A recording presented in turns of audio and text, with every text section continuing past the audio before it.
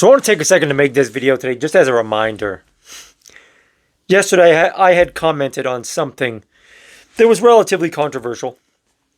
I'm not going to get into it because it's not important, but I had commented on something that was relatively controversial on Instagram.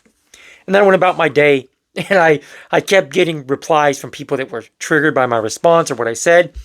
And I'm going back and forth, arguing with them, which I don't mind because I'm relatively good at poking people, and I'm relatively good at going back and forth and just doing that whole petty thing. But I got to thinking, I'm like, man, I'm busy. I don't have time for this, but my ego's kind of wanting me to keep replying to the people that are trying to come after me. And I'm thinking, so many people will sit here all day and do this. So many people give hours of their day to this. They give hours of their day, many days a week, to going online, finding reasons to be upset, and fighting these battles against people that don't agree with them. And I got to thinking, man, that is toxic. And I thought about how fast everybody was to reply to me if I did say something. Like when I'm out running errands, when I got off work yesterday, getting ready to hit the gym, I would try to reply a little bit, but those people came back so fast. Every one of them, every single time. I'm like, man, how many people just do this all day? How many people waste so much of their time and energy on just the drama and negativity that social media provides? And make no mistake, I've said this many times. I'm a hypocrite. I still use social media, even though I am very outspoken about being against it for the most part. But man, I at least audit myself and try to be conscious of the time that I spend on there. So many people don't. So many people do not. If you're living more of your life online than in the real world, you've got to think that's a problem. You've got to realize that's a problem.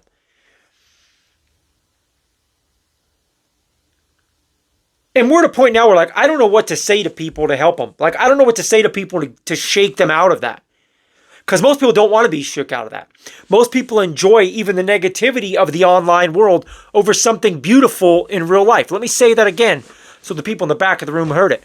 Most people that I observe or that I talk to, they prefer the negativity and the drama and the anxiety of the online world over anything positive and beautiful in real life.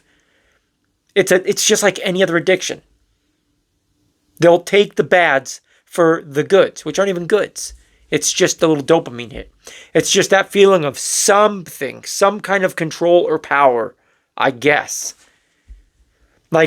These social media platforms have just captivated people. They have taken people's soul, my man. They've taken people's soul, bro. And it's probably best for me to just not even overthink it. But when you actually take the time to sit there and look at comment sections and then think about the people you know in real life, when you take a second to think, man, how much of our population is really just living most of their life online? Because if you go out in the real world, even the most toxic, horrible, vile things people said to me and I said to them back and forth, in real life, I'm nice to people. In real life, I try to be nice to people. And the weakest of people let that turn them into a bad person. The weakest of people are out here causing chaos on these video clips you see and stuff. They're the weakest of people that are being enamored by this. They're being fed this poison and they're buying it. They're eating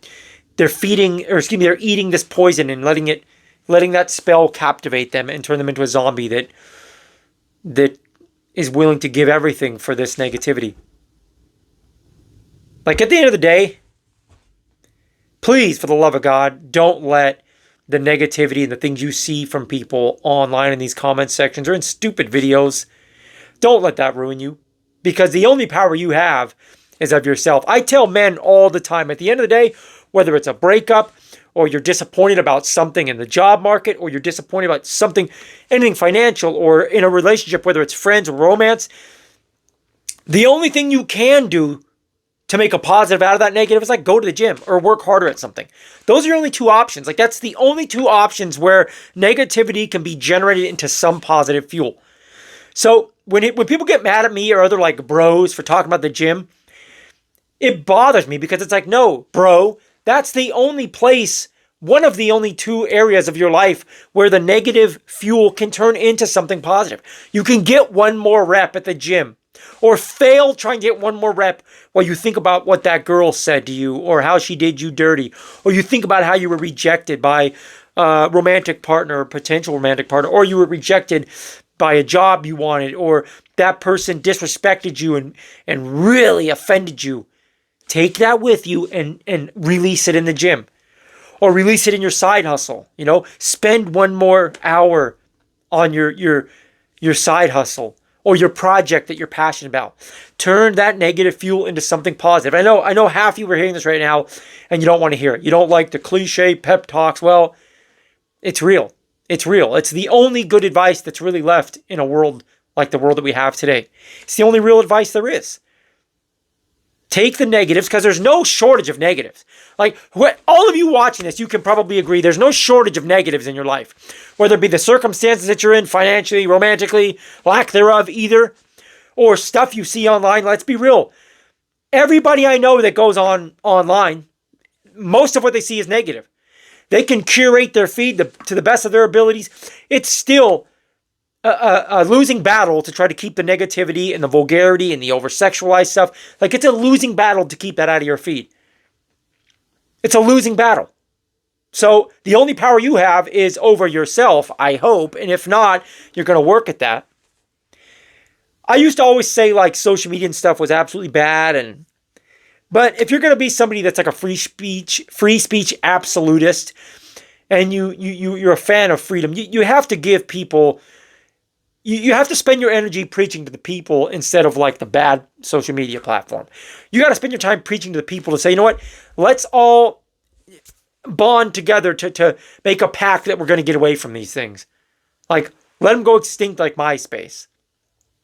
Because that's where the real energy will be properly spent. It's not going to be spent yelling at the rooftops about how the platforms are so bad.